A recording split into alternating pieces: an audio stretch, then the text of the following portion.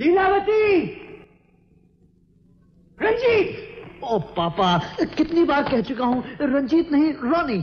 रंजीत से मालूम होता है कि मैं कोई 16वीं सदी का आदमी हूँ, और रॉनी छोटा है, मॉडर्न है और गोल है। सी, रॉनी रॉनी रॉनी। बकवास बंद करो और ये पढ़ो। What is it? Sulekha, Lilavati. हाँ हाँ, चिल्ला क्यों रहे हो? मैंने पढ़ा है तो चिल्ला रहा हूँ। तुम पढ़ोगी तो बेहोश हो जाओगी। रोनी, पढ़ो। शुभ विवाह, वेरी गुड। लाला जगन्नाथ जी, भगवान की असीम अनुकंपा से मेरे सुपुत्र राकेश का शुभ विवाह सेठ करमचंद जी की सुपुत्री सुलेख के साथ 18 मई सन 1962 ईस्वी को होना निश्चित हुआ है। मेरी सुपुत्री सुलेखा का शुभ विवाह लाला जगन्नाथ जी के सुपुत्र राकेश के साथ 18 मई सन 1962 ईस्वी को होना निश्चित हुआ है। हाँ? इसी अवसर पर हमारे नए मकान का उद्घाटन भी होगा। उद्घाटन भी होगा। आपसे विनम्र प्रार्थना है कि इस शुभ अवसर पर पधार कर वर वधू को आशीर्वाद दें एवं हमें अनुग्रहित करें। दर्शनाभिलाषी लाला जगन्नाथ। दर्शनाभिलाषी सेठ करमचंद। व्हाट? माय पापा? Your name? How is it? मेरे बेटे का विवाह, मेरे नाम का भेजा हुआ कार्ड मुझे ही भेजा जा रहा है, और वो भी डाक से। बोलो, तुम्हें इसके बारे में मालूम है कुछ? हो न हो उसी आर्किटेक्ट के बच्चे राकेश के बच्चे की शरारत है। आइए आइए मिस्टर राठरा, बहुत अच्छा आप आ गए। आज इन्हें नहीं आप यहाँ कैसे खड़े जी? लाला जी अंदर मसरूफ है, बहुत बिजी है। बाकी यार बड़ी गड़बड़ हो गई, मुझे क्या होगा? क्या हुआ? मुबारक हो, मुबारक हो, मुबारक। नमस्ते मिस्टर बारोट, पापा यही होंगे, आप चलिए। ऐसा कोई कानून नहीं है जो इस बेहया बदतमीजी का जवाब हो। मैं रो रहा हूँ, पीट रहा हूँ, चिल्ला रहा हूँ, चीख रहा हूँ, गला फाड़ रहा हूँ कि ये शादी नहीं होगी, नहीं होगी, नहीं होगी। और मेहमान है कि चले आ रहे हैं, और शहनाई है कि बजे जा रही है, और वो शख्स जिसको मैं गोली से उड़ा देना चाहता हूँ वो सामने ही नहीं आ रहा है। ये मेरा घर है या उसकी खाला का? मैं पूछता हूँ कि मेरी मर्जी के खिलाफ इस घर में कुछ हो कैसे सकता है? उस नामाकुल ने समझ क्या रखा है? उसके बाप का राज है। आप बजा फरमाते हैं। बता, 2000 मेहमान बुलाकर वो खुद कहाँ 9-11 है। अव्वल तो ये शादी हो नहीं रही, लेकिन फर्ज करो हो रही होती तो क्या उसका बाप दूल्हा बनकर फेरे लेता?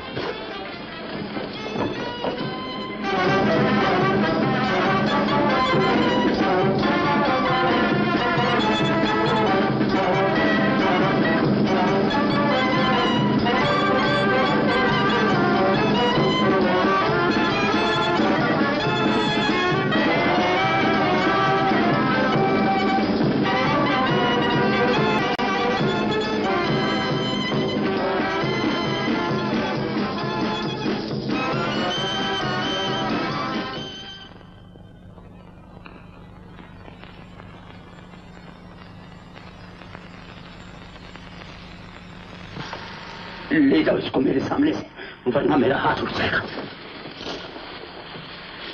तो क्या हुआ पिताजी? कोई नई बात तो नहीं बाप का बेटे पे हाथ उठाना? तू हट जा बीच में से। तो तू मेरे से जबरदस्ती कर सकता है? जिद कर सकता हूँ। जिद है? जिद है तेरी जमाने भर में मेरी हंसी उड़ाई जाए, दुश्मन के सामने मेरा सर नीचा। दुश्मनी आपका वहम है पिताजी, और घमंड से अगर सर ज्यादा ऊंचा उठने लगे तो नम्रता यही कहती है कि आदमी को सर झुका के चलना चाहिए। शाबाश। दूसरा बेशक आपकी गर्दन पर छुरी चलाने की फिक्र में हो, मगर आप सर झुका कर चलिए। अरे कट जाएगा तो कोई क्या झुका कर चलेगा तेरा सर? दूसरे के हाथ में छुरी आपको इसलिए नजर आती है कि आपकी अपनी बगल में भी कुछ वैसी ही चीज है। शाबाश, मेरी बगल में छुरी है और उस बगले भगत के मुंह में राम राम है। और सुनो, एक बात कहूं पिताजी, जिसे आप दुश्मन कहते हैं आपका सबसे बड़ा दोस्त है, बल्कि यूं समझिए कि भाई है आपका, इसलिए कि आप में उसमें कोई फर्क नहीं है। दौलत का गुरूर और छोटी शान आप दोनों में कूट कूट के भरे हैं। ख्यालात आप दोनों के हुबहू एक हैं। एक दूसरे को नीचे दिखाना आप दोनों की जिंदगी का मकसद बन के रह गया है। और समझ के दरवाजे भी आप दोनों ने बंद कर रखे हैं ताकि वक्त की बदलती हवा सांसों के साथ आप दोनों के अंदर न चली जाए। कुएं के मेंढे की तरह आप दोनों दुनिया को अपनी ही छोटी सी निगाह से देखते हैं। कुछ ज्यादा ना जानता हो तो यही समझे कि आप दोनों बस करें। मना करो। आपको लड़की पसंद है, उनको लड़का पसंद है, फिर भी आप दोनों इस शादी के खिलाफ हैं। हालांकि आपकी इजाजत लेने पर मजबूर नहीं, फिर भी हम शादी आपके घर में आपकी आंखों के सामने करना चाहते हैं। इसलिए कि कोई उंगली उठा के ये ना कह सके कि लाला जगन्नाथ का बेटा सेठ करमचंद की बेटी को लेके भाग गया। शर्म कर। आपकी इज्जत का सवाल ना होता तो ये शादी कब की होती। लेकिन हमने फैसला किया है कि आपका आशीर्वाद लिए बगैर हम शादी नहीं करेंगे। बड़े वक्त पर आया है आशीर्वाद लेने। वक्त अब भी बहुत है। अब भी कहा जा सकता है वेदी उठा दो, ब्याह नहीं होगा। यह भी कहा जा सकता है कि सुलेख आपकी बहू नहीं बन सकती इसलिए कि राकेश आपका बेटा नहीं। और सच भी होगा इसलिए कि कब समझा है आपने मुझे अपना बेटा। मैं अपने एक छोटे से कमरे में रहता हूं, वहीं रहूंगा। ये महल आपका है, आपका रहे। शादी यहां नहीं होगी, कहीं और होगी। इतना जरूर चाहता कि दो पड़ोसी भाईचारे के साथ रहें।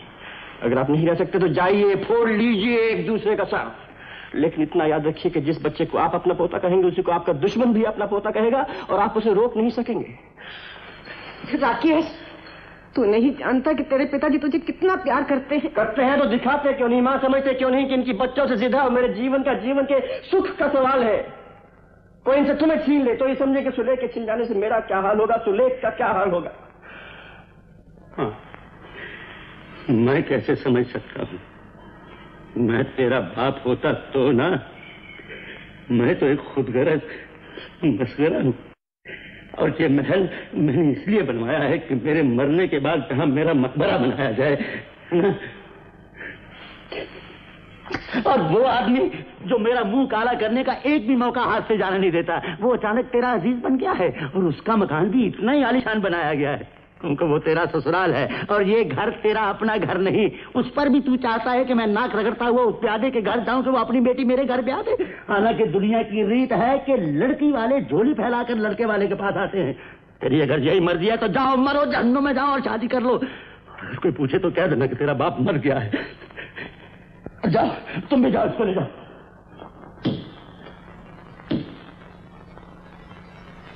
तू क्या चाहती है? मैं चाहती हूँ मुझ पर रहम किया जाए। दिन रात आप अपनी इज्जत के नारे लगाए जा रहे हैं, ये नहीं सोचते कि मेरा क्या हो रहा है। आज दुनिया बाहर जमा है मेरा ब्याह देखने के लिए। ये भी तो सोचिए, इस तमाशे के बाद मैं कहाँ रहूंगी मुंह दिखाने के लायक। उसूल मेरा है या उस नालायक का जिसे तुमने सर पर चढ़ा रखा? तो शय किसकी थी? आपकी और माँ की। आप ही ने तो मेरे दिमाग में भर रखा था कि लड़का अच्छा है और आज आप उसे गालियां दे रहे हो, मुझे कोस रहे हैं। कोसूंगा, 100 बार 1000 बार कोसूंगा और अगर वो मेरे सामने आ जाएगा तो मैं उसका गला घोट दूंगा। पापा, मैं आई इंटरप्ट? राकेश आपसे मिलने आया है। इसी का मुझे इंतजार था। लफंगे। पापा जी, मेरी माता जी आपसे मिलने आई।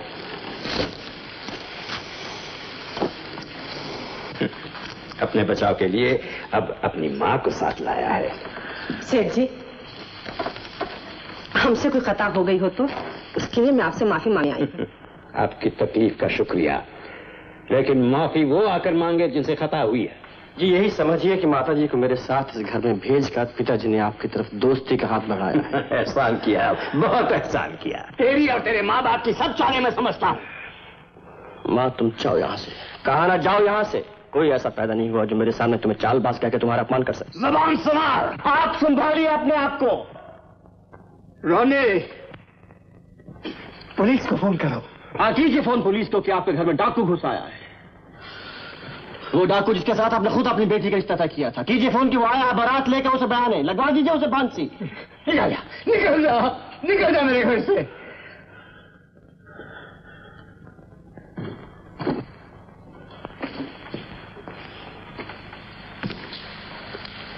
सुलेख, मेरे साथ चलो। खबरदार। चलो सुलेख। नहीं राकेश, ये ठीक तरीका नहीं। तो फिर कौन सा तरीका ठीक है? कोई समझाए उसे जो समझदार हो, भीख मांगे उससे जिसका दिल हो, पांव भी पकड़ लो उसके जो उस काबिल हो। लेकिन जब वास्ता एक पत्थर से पड़ता है तो बताओ कौन सा दूसरा तरीका है? मेरे बारे में कहा इसने कुछ? करमचंद जी, जरा गौर कीजिए, जमाना किधर जा रहा है। आपस के बेबुनियाद झगड़े, छोटी छोटी बातों में फसाद, बात का बतंगड़ बना के धरती को सर पर उठा लेने की आदत 20वीं सदी में तो इस छिछोरेपन को छोड़िए।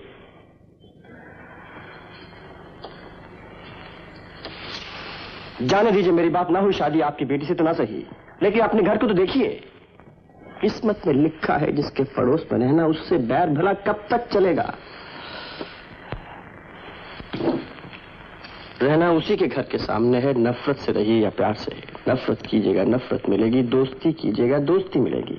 सारा लेक्चर मुझे पे झाड़ रहा है, या कुछ अपने बाप के लिए भी बचा कर रखेगा? यकीन मानिए, मेरे लिए जैसे पिताजी हैं ठीक वैसे आप हैं।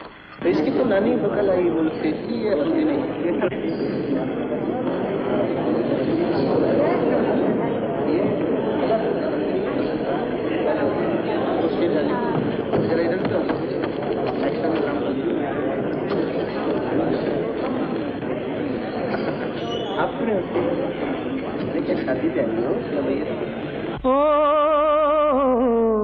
सुन ले तू दिल की सदा, सुन ले तू दिल की सदा, प्यार से प्यार सजा। सुन ले तू दिल की सदा, प्यार से प्यार सजा। सुन ले तू दिल की सदा।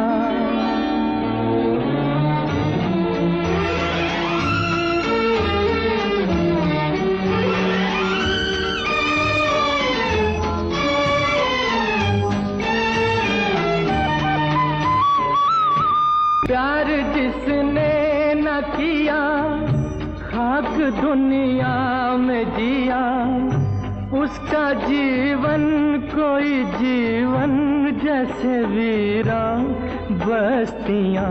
सुन ले तू दिल की सदा, प्यार से प्यार सजा। सुन ले तू दिल की सदा।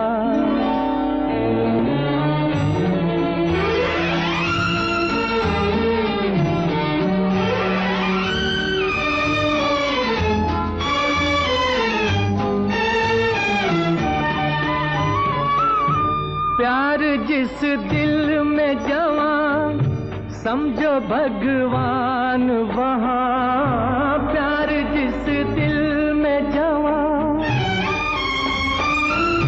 प्यार जिस दिल में जवां, समझो भगवान वहाँ।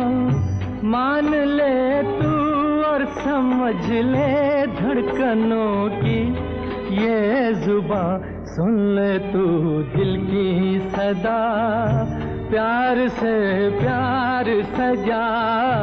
सुन ले तू दिल की सदा।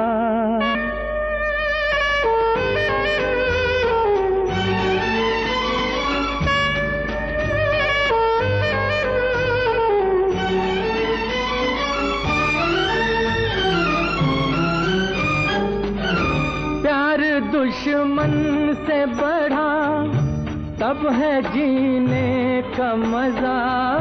प्यार दुश्मन से बढ़ा,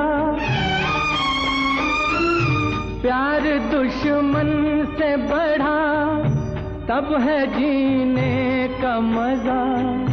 ये ज़मीं भी तू बना दे एक मिलन का आसमां। ये ज़मीं भी तू बना दे एक मिलन का आसमां।